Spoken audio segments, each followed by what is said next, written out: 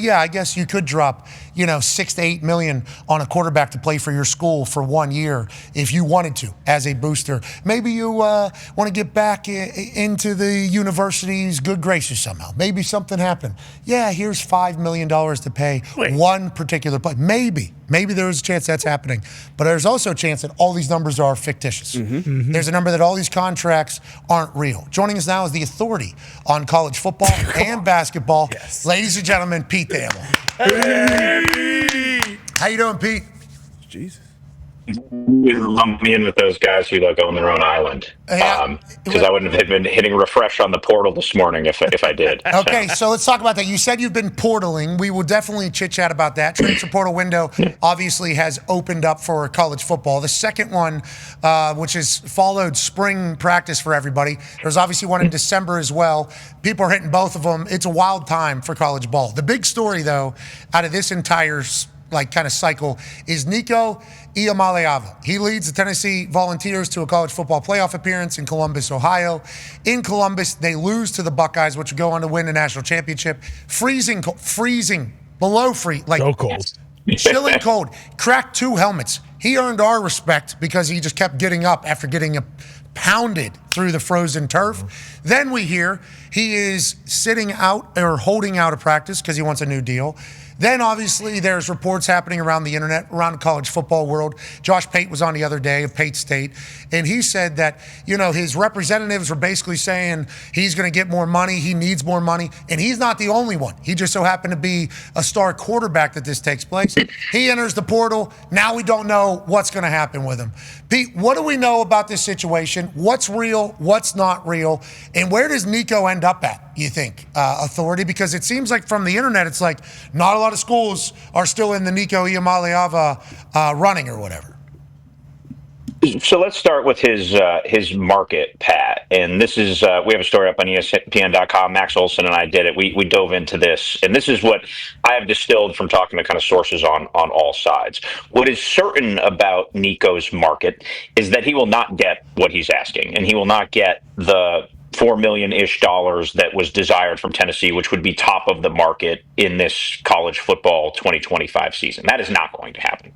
What's expected is he's going to get less than he was making, which was somewhere in the low to mid $2 million range as part of his initial, then historic deal that got him to Tennessee.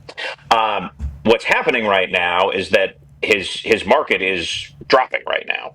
It's bottoming out, and I am not going to be hyperbolic and say he has nowhere to go or he's not going to end up anywhere, because he is a very good player, and he is better than I would think a majority of college quarterbacks. So there will be someone who takes Nico. There are very distinct headwinds working against him right now. One is he skipped practice, ditched his team, and he has reputational damage right now. That is real. What has struck me, Pat, from calling all these schools that maybe have some quarterback uncertainty and that could have potentially taken Nico, saying, hey, what do you think? They're not just like, nah, no thanks. They're like, my God, no. Like, we don't want that in our building. That's against our culture. I was surprised at the tenor of the no's that have popped up around the marketplace. So where he ends up going is going to depend on a market reset. And I think those who have modest interest are being patient.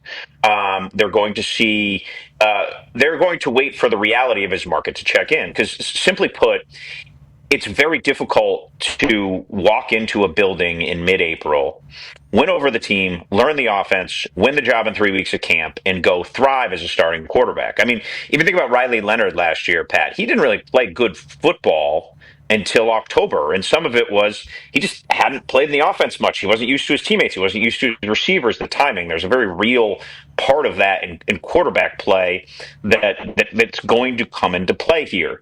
And if you're taking Nico at this point, it's a high leverage risk. You are bringing all the eyeballs of the college football world and really the sports world to your program. You're going to have to pay a decent amount of money, and if it backfires on you, that is going to be a difficult thing for a coach to overcome. So the headwinds are real. The market is not nearly what was perceived to be by his people initially. And how it unfolds, we'll see. I would like to say this, and thank you for all that information. Pete is plugged in everywhere around college ball. It is an honor to watch you work the phones and relationships and also the information that you have and what you can say and can't say. So I appreciate all that. I will say this. It's a teenager with millions of dollars at stake in a world that doesn't have any rules. So he's the first person, obviously, that is going through this particular situation. Obviously, it has not ended up being great at the time, but I will say with these eyes, he's a dog. And if you get him on the field, he'll be an absolute dog. But I could definitely see, especially in college where culture is a much bigger deal and you're trying to build and everything, and the NIL, get the right pieces in here, not the wrong pieces in here. Somebody is going to end up with Nico. Nico's going to be a millionaire playing football this upcoming season somewhere. And I'll be excited to see revenge. Yeah. I'll be excited to see how Nico responds. I'll be excited to see what type of teammate he is. There's a lot of good that can come from this bad situation for Nico, or it could just end up being Tulane's no longer interested. They're not, like, there is a lot of that chatter happening around the internet. Yeah, Tulane was not interested allegedly because of the price. Who knows? I mean, it is a wild scene. This seemingly was inevitable. Yeah. And now we're meeting it head on for the first time. Hopefully they're able to work this thing out. Go ahead, D-Butch. Yeah, with all that being said and everything you just said, I'm going to go back to even before we spoke to you, other coaches, I found it interesting, other coaches and other programs who typically kind of stay out of other schools' businesses came out and kind of took a stance. What's the reality of some collusion going on behind the scenes, I guess, against Nico when it comes to getting him at this level? Is that real? Is that a real possibility, or do you think no way? I don't think so, Deba. It's a little bit harder in college to collude. Like, college sports is a Star Wars bar, right? There's 60 something Power 5 schools right now, and what it would take to align all of them. I mean, they can't even agree to, like, have cream cheese on a bagel or not, right? So Definitely don't. I'm skeptical. I'm skeptical that there would be collusion here. I think. Simply put it, like, another factor here, guys, is a lot of people already have paid their quarterbacks for 2025. In what is going to be a slotted salary world, I mean, think about it from an NFL perspective. Nico is a middle-range SEC quarterback. I think he was 9th in the SEC in QBR. So in the NFL, that would make him, what, a $25 million, $30 million quarterback? You just can't, like, wake up and add a guy like that when you already have a starting quarterback figure on your books. Now, this is all a smaller sample size in college, but I do think that's real. That a lot of places the money is accounted for in that sense, and there's time spent and time invested. And an interesting flip on this, Pat, is that Tennessee's really struggling to get a replacement for him because of the same reasons. Like, what quarterback is going to walk out on their team that they've just had spring practice with, that they've signed a contract with and committed with?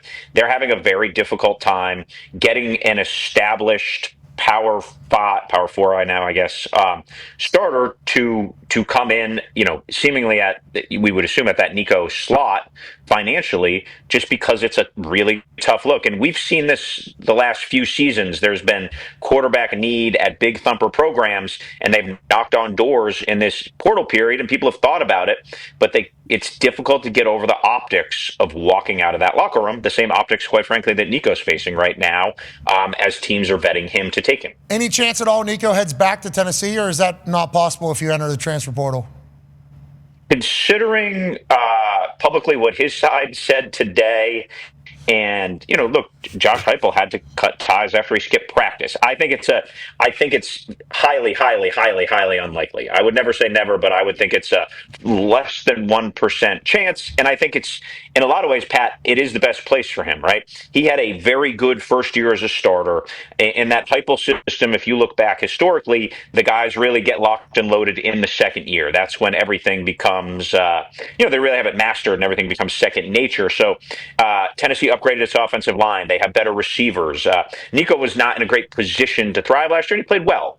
struggled in some big games, but he generally played well. I would have thought he would really emerge as like a top 5 SEC quarterback this season. And but I do not, just considering how tense things are right now, I'd be pretty shocked if a reunion happened. Well, maybe. You never know, Yeah, right? do not contact. Shake their hands. You never know. You could go shake their hands, especially because they already have the money slotted and allotted. And if he finds out other places not as great, it could be like, hey, first time through this, we all make mistakes. Let's move forward. I would like to reiterate the fact. So we have 10 seconds here, so we're not going to be able. West Virginia could certainly just put money together and potentially get Nico Iamaleava as their quarterback. Sounds like it. That's a hard edge down there. All right.